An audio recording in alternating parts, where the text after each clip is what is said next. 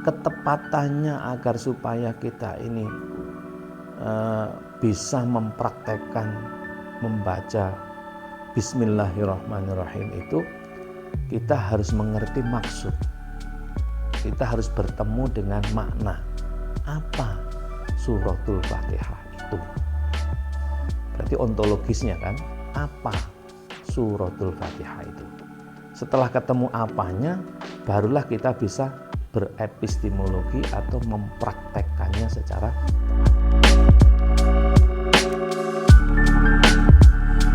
Assalamualaikum warahmatullahi wabarakatuh. Alhamdulillahi wa ba'd. Para pemirsa channel YouTube Yai Mim Official, selamat berjumpa kembali dengan saya Yai Mim, ngaji filsafat, tasawuf dan thariqah. Kesempatan kali ini saya ingin melanjutkan kajian kita tentang sholat ya. Ada episode yang lalu sudah saya sampaikan tentang doa iftitah, doa pembuka untuk memasuki daripada rukun qauli yang kedua, yaitu membaca suratul Fatihah. Jadi doa iftitah itu adalah doa atau doa membuka atau sebagai kunci untuk membuka memasuki rukun qauli yang kedua, yaitu membaca suratul Fatihah. Nah, kita masuk pada yang kedua ini, rukun qauli yang kedua. Rukun qauli yang pertama adalah takbiratul ihram. Rukun qauli kedua adalah membaca suratul Fatihah. Apa itu rukun qauli? Rukun qauli adalah pekerjaan yang bersifat ucapan. Ini harus dilakukan. Kalau tidak dilakukan, maka disebut tidak rukun atau tidak terlaksana. Kalau tidak terlaksana berarti sholatnya tidak sah.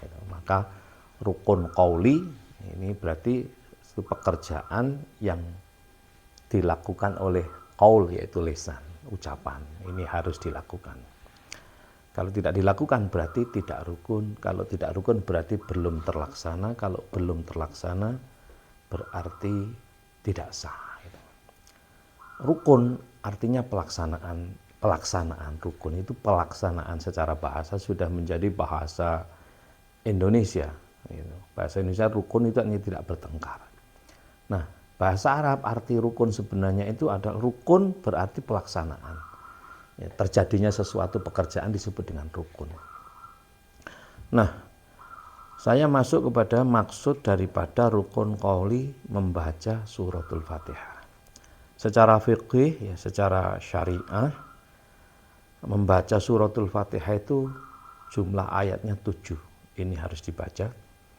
Ada yang memulai dari Bismillahirrahmanirrahim, ayat pertama ya. Alhamdulillahirabbil alamin, ayat kedua. Ar-Rahmanir-Rahim, ayat ketiga. Maliki yaumiddin, ayat keempat. Kemudian ayat kelima, iyyaka na'budu wa iyyaka nasta'in. Kemudian ayat ke-6, ihdinas siratal mustaqim. Ayat ke-7, siratal ladzina an'amta 'alaihim ghairil maghdubi 'alaihim waladdallin. Nah, ini 7 ayat. Amin tidak termasuk.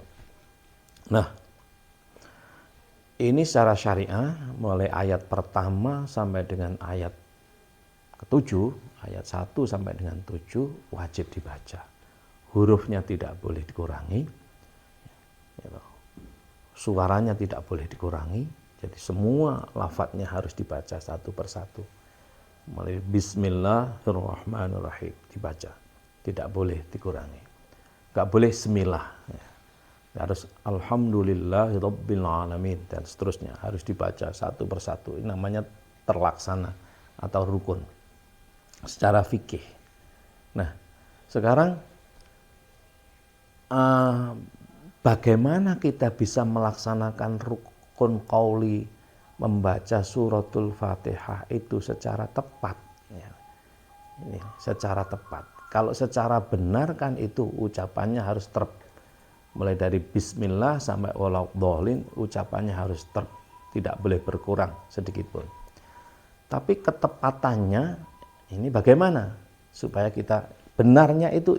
Benarnya secara syar'i, secara fikih itu benar. Huruf-hurufnya nggak boleh berkurang. Suaranya harus dikeluarkan. Minimal didengar oleh telinga kita sendiri. Nah, ketepatannya bagaimana? Nah, ketepatannya agar supaya kita ini bisa mempraktekkan membaca Bismillahirrahmanirrahim itu, kita harus mengerti maksud. Kita harus bertemu dengan makna. Apa suratul Fatihah itu? Berarti ontologisnya kan, apa suratul Fatihah itu? Setelah ketemu apanya, barulah kita bisa berepistemologi atau mempraktekkannya secara tepat. Ketemu barangnya atau menemukan makna, bisa mempraktekkan secara tepat, barulah kita mendapatkan faedah, yaitu aspek aksiologis. Sekarang apa suratul Fatihah itu? Suratul Fatihah pakai sin bukan shot ya. Berarti sin, suratul Fatihah. Berarti bukan gambarnya, bukan lafadznya, bukan surahnya, tapi dalamnya surah. Bukan hurufnya ba, sin, mim, alif, lam, ha, bukan, dan seterusnya bukan. Tapi surahnya pakai sin, tapi dalamnya lafaz. Apa dalamnya lafaz? Apa dalamnya tulisan itu? Secara global, suratul Fatihah itu tiada lain adalah Nabi Agung Muhammad Sallallahu Alaihi Wasallam. Artinya apa? Berarti ketika kita membaca, mengucapkan Bismillahirrahmanirrahim, terbayang oleh kita adalah Nabi Muhammad Sallallahu Alaihi Wasallam. Oleh karena itulah Nabi di dalam hadisnya yang diriwayatkan dari sahabat Abi Hurairah, hadis ini hadis qudsi. Hadis qudsi itu redaksinya dari Nabi, tapi isinya adalah firman Allah. Qala Rasulullah sallallahu alaihi wasallam, yaqulullahu subhanahu wa ta'ala. Rasulullah sallallahu alaihi wasallam bersabda, Allah berfirman, qasamtu as-salata nisfain. Qasamtu as-salata baini wa baina abdi nisfaini. Wali abdi ma sa'ala. Salat ini khusus menjelaskan tentang Fatihah. Berarti Fatihah itu inti daripada sholat. Inti dari bahasa sholat itu adalah menyambungkan diri kita berjumpa dengan Nabi lewat suratul Fatihah ini. Kuncinya lewat doa iftitah, masuk kepada pembuka segala kebaikan yang tiada lain adalah Nabi Muhammad Sallallahu Alaihi Wasallam. Wa idza qala al-abdu alhamdulillahi rabbil alamin, maka ketika orang yang sholat itu membaca alhamdulillahi rabbil alamin, Allah menjawab hamidani abdi. Berarti ada komunikasi. Ada komunikasi bahwa ketika kita ini bersambung pada diri Muhammad, diri Kanjeng Nabi Muhammad SAW, lalu bersama-sama Kanjeng Nabi mengucapkan alhamdulillahi rabbil alamin, barulah Allah menjawab hamidani abdi. Kalau rasa kita, perasaan kita ketika membaca itu tidak bersama dengan Nabi Muhammad, maka Allah tidak menjawab. Kenapa? Karena Allah hanya mau lewat wasilah Muhammad. Semua dilewatkan